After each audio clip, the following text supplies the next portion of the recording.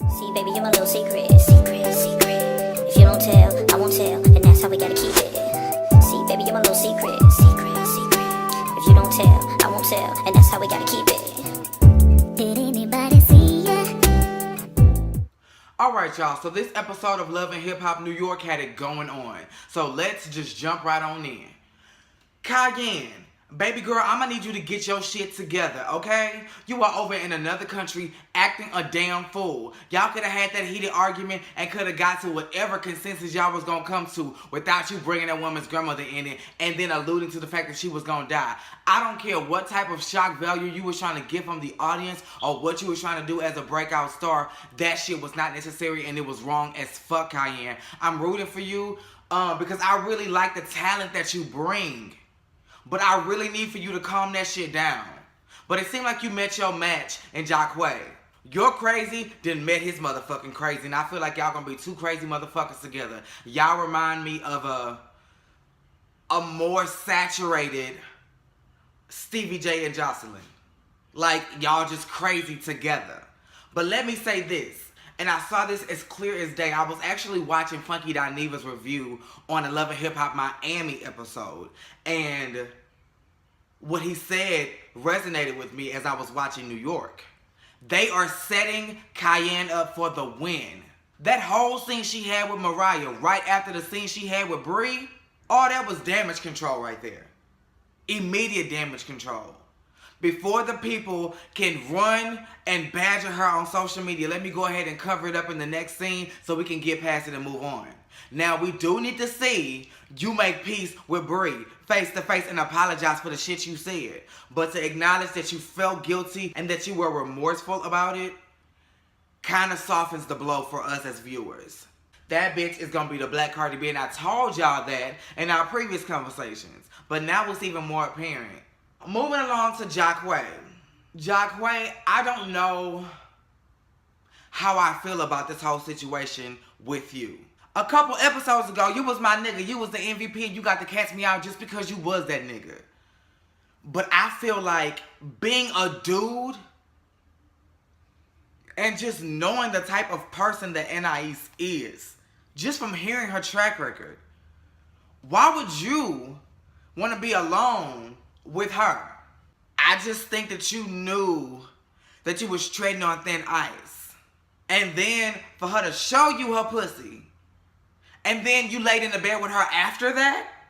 Cayenne, you're a better woman than me. What you're not gonna do is embarrass me. And me slapping him down to the Central Park would have embarrassed me even more because that's not my character. I don't act out in public. But what you're not gonna do is embarrass me. Because at the time, I'm sure Cayenne was thinking, not only are you telling me that you did this shit, I don't know if it was filmed. So if it was, that's going to make me look like even more of an asshole. And the fact that cameras wasn't there, are you sure all you did was just look at her pussy? And y'all just laid in the bed? And if it was just hookah, why couldn't they film it? Something in the milk ain't clean. Mariah and Bri, I'm so glad that y'all were able to be adults about the situation. And Mariah Lynn, I have a newfound respect for you. I've been tearing you down, girl, and been saying that ain't nobody checking for no lanky. And honestly, in music, we still ain't. If you would have had that motherfucking hit with Remy, maybe. But in other realities, mama, we ain't. But you solidified your motherfucking spot on this show. The fact that you was able to see the bigger picture and be like, you know what, let's come together. Not just for the sake of music, but just for the sake of cutting through the bullshit. We getting too old for this shit. Now, I agree with you, mama.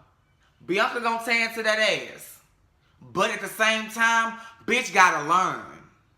I had to deal with that. Not only in my own life, but vice versa with dealing with another friend. I can't control who you friends with. And I shouldn't let that affect our friendship. And it's not. So, poof, lay boof. Bianca, you just gonna have to get it together. Y'all have mutual friends and y'all have friends that the other person don't like. It is what it is. We all are friends with somebody that has a friend that we don't fuck with. And for that, we don't need to cut them off. We just know that when they hanging with that bitch, we ain't invited. And it's cool. As long as they know that when they hanging with us, that bitch ain't invited. Boom, kaboom.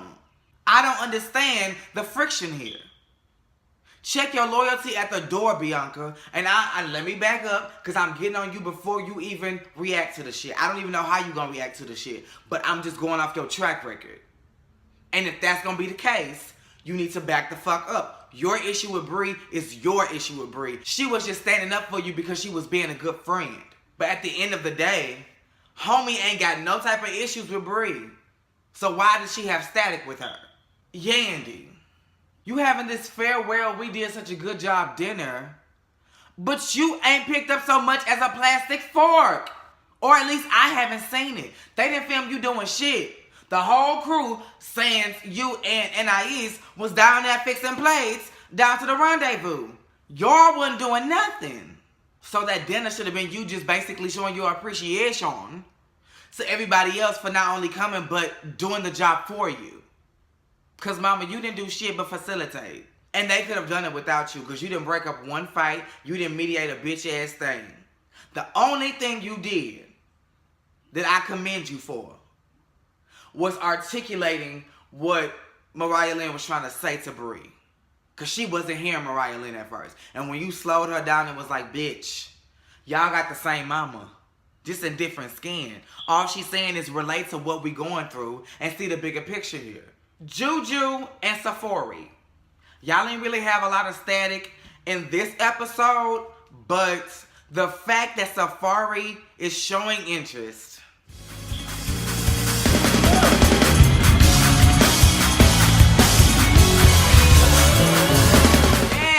Safaree, this is who you need to be with. And I feel like Juju, this is a man that's going to appreciate you. The only reason why he out being a damn bumberclive out in the streets is because he ain't found a bitch like you yet. And now that you became available, boom, kaboom. I feel like it's fate. Cameron never wanted to be a part of this show. He was just doing it for you. So he slid out of the show, and then he slid out of your motherfucking life. And every woman that Safaree has had has just slipped through his fingers like they was just dressed in grease, bitch. So I feel like this is meant to be. Nothing worked out because y'all was meant to have this moment right here. And for mamas know. Mothers know. Mama was like, that is the type of woman I want for you, Safaree. That is the type of woman I want for you. You bring her home. Rich Dollaz, I love that you're bringing awareness to diabetes. But Lord Jesus, if it's not one extreme, it's another. We done went from you fucking a married woman to you about to die. Find a common ground.